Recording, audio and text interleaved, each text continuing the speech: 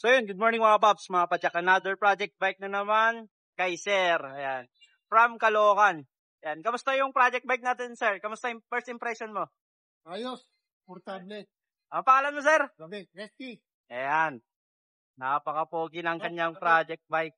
Via credit card si Sir. Ayan. Siyempre tumatanggap tayo ng mga card payment, GCash. Ayan. Ito yung frame ngayon ni Sir. Sagmit Crazy Boost na naka 5 years warranty. Tama kayo na narinig, 5 years warranty itong frame sa amin. Naka boost type, meron na siyang chainstay support, naka dropper post ready na rin siya. Ito yung mga rare na kulay ni Sagmit. Ito yung raw alloy finish. Naka sealed bearing, combinations tayo ng silver, black, and gold. Yan, gold na headset, stem, short stem ng weapon. Gusto ni Sir yung naka-upright position, yung naka-relax. Ayaw niya yung sobrang yuko. Yan, kaya naka-high rise yung ginamit natin na Sagmit. Yung gusto naman niya na grip, yung malambot lang. Sir, yan, syempre, medyo may budget si Sir. Tignan nyo naman. Naka Shimano group set, Jore. Yan, short lever. Ito na yung 1 finger or 2 finger shifter, Jore.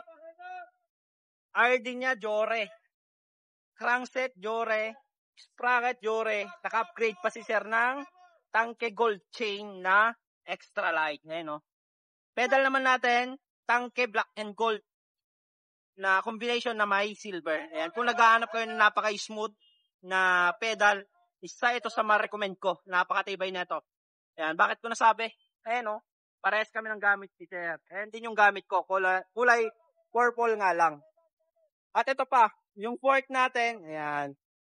Dito makikita na may budget si Sir kasi ginamitan natin ng Manitou Machete. Ito yung latest ngayon ng Manitou Machete. Ito yung parang may puka dito. Maxxis fast rolling tire tayo. Malalaman mong fast rolling yung isang gulong pag malilit lang yung knob, hindi yung matataas. 2.2 lang tong gulong natin para suabing-suabe yan sa daan. Pops Pro rim set. Siyempre, naka 1 year warranty rin tayo dyan. Tignan nyo naman, oh. Bagay na bagay sa bike ni Sir. Pops Pro 1 rim. Pops Pro 1 spoke. Combination ng Pops Pro 1 V6 na kulay gold. Yan. Sa mga non-boost na hubs, gagamit lang kayo ng boost adapter para may salpak nyo sa mga boost na port. Yan. Dito tayo sa saddle ni Sir. Safari saddle. Yan, no? Combination pa rin sa bike natin. Ito yung Sunset na Sagmit. Yan. Yung may kulay gold. Yan. So, magkano nga ba yung mga ganitong project bike? Inabot to ng 52,000. Binigay natin kay Sir ng 48,000. Siyempre, hindi mawala yung taillight, battle cage, tsaka yung chain protector, at tsaka yung suot ni Sir na long sleeve. Ayun, no, suot na niya. Dito sa battle cage natin, meron na siyang tire lever. So, ayan. Sa mga gusto magpa-build, visit lang kayo dito sa Pops Bike Shop. Thank you, Sir. Thank you. Ingat.